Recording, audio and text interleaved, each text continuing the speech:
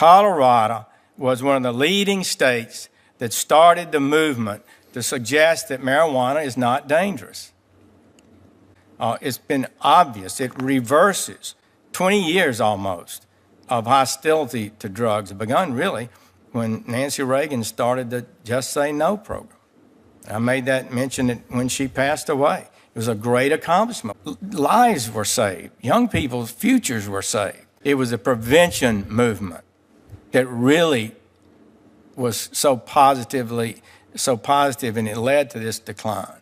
The creating of knowledge that this drug is dangerous, you cannot play with it, it's not funny, it's not something to laugh about, and trying to send that message with clarity that good people don't smoke marijuana.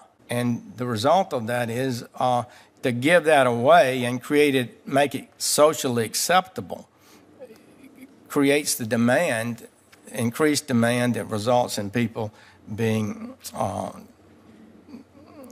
addicted. What's interesting is it's been labeled as a high addiction potential drug. Actually, you talk to most addictionologists, it's very low on the list. Not to say you can't become addicted to it, I'm not saying that at all.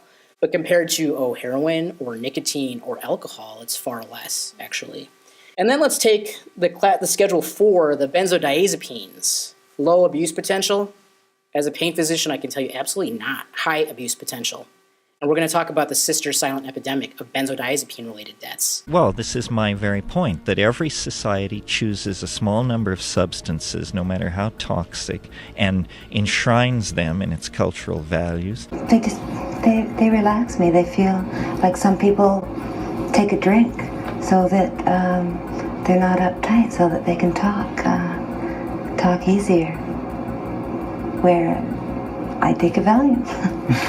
Then demonizes all other substances and uses and then persecutes and launches witch hunts against those users whenever some political pretext requires witch hunts and persecutions. On the campuses, you who are adults, you who are entrusted with those young people and their guidance, have a responsibility to make it plain to them from the very beginning that you yourselves do not tolerate the kind of conduct. You've created an atmosphere on the campus where no one wants to listen. You are a liar. Listen to. Now, don't you talk about political speeches. Don't you make a political speech of that kind.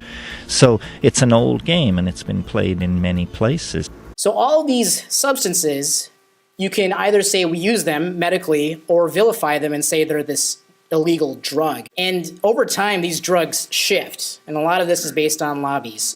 There's usually two sides to the coin. So that whole DEA schedule is a bit arbitrary, wouldn't you agree? I mean, we can take almost any one of those narcotics in Schedule 1 and use them medically.